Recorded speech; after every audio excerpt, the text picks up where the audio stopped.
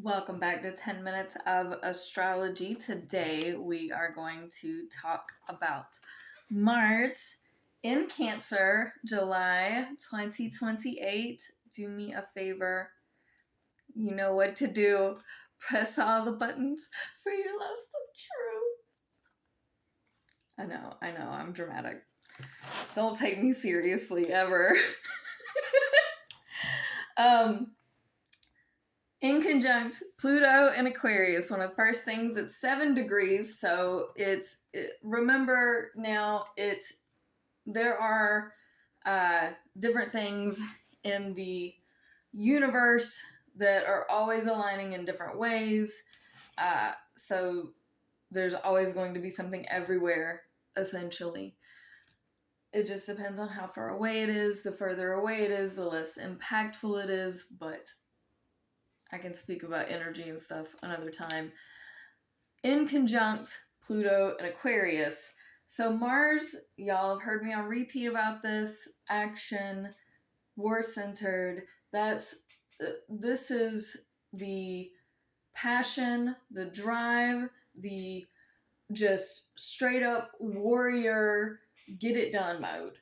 And that is in Cancer. This is emotions. This is your family ties. This is where you get your nutrients and your this is nourishment. This is where you receive that real love. This is being a step into becoming a human, is that unconditional, but it's also crazy. Cancers are crazy. They get you. So that is in conjunct Pluto and Aquarius.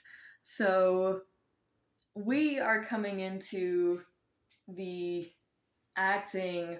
We're crabby, and we're not afraid to show it at this point. And the in conjunct to Pluto and Aquarius. This is to people. This is just to people. And this is, no, it's not a good moment, and yes, it can be heavy, but the positive is hard. It's hard, okay? I get it, but I am one to give my best advice. So for air people, just know water, it's not a good headspace.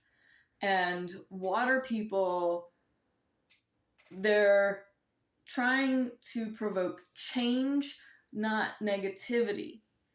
They're trying to bring you up. And sometimes, and now Mars and Cancer should know this, sometimes it's not negative, it is just opening your mind, expanding your mind a little bit more. You expand in your emotions, and a lot of this is being logical. And I know that you can put that on if that's the emotion you set yourself in. Make sense? If you feel logical, I know you understand what I'm saying. So then we have a sextile to Chiron in Taurus. It's a good thing. It's the static of the home. It is the healing in the home. It's the healing in your values and helping other people heal their values and their priorities. And it's a very moving moment. I don't want to underestimate that, because Cancer is emotional and Mars is action. So this is good active, but it's not movement, because it's a good active stagnation. I wish I could explain that better. Mars then squares Neptune in Aries.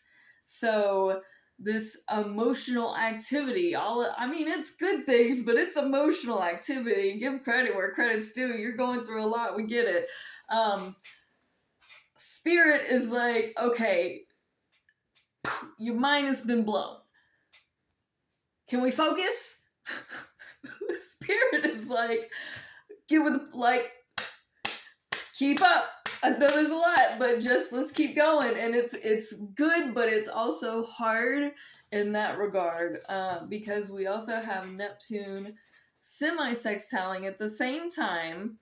This is all at 8 degrees, so it started with 7. This is now all at 8 degrees. Semi-sextile Chiron in Taurus, which that's your spirituality, learning that this static in the home can be good for it. We can enjoy it. We can do smaller knit communities and it be okay. We can have levels to society. We can make it work. But it's work. And Taurus is saying, what kind of work are you really trying to make it? Are you trying to make it this active, or are you trying to make it heal? Are you trying to love it and embrace it and hold it? Or are you doing too much? Then at 11 degrees, we have sextile to Saturn in Taurus. This is another beautiful acting right thing for you. It's been a hard road. This is a moment to say, you know what, you have come, and it's still a long road. It's if we really want to leave a good thing behind, if we really want to go bigger and brighter and better, it's gonna take work, and this can be a beautiful job for the collective if we take advantage of it and we stay strong as a collective community that starts the smallest. Can we all start in our homes? This is what this is saying, is can we start at home?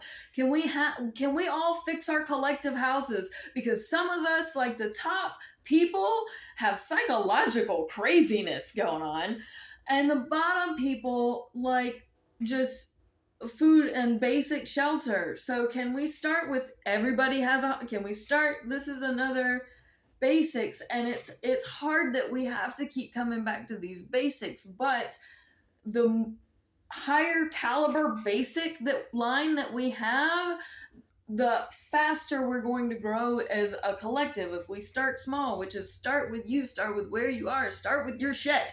Sorry. Semi-sextile Uranus in Gemini. This is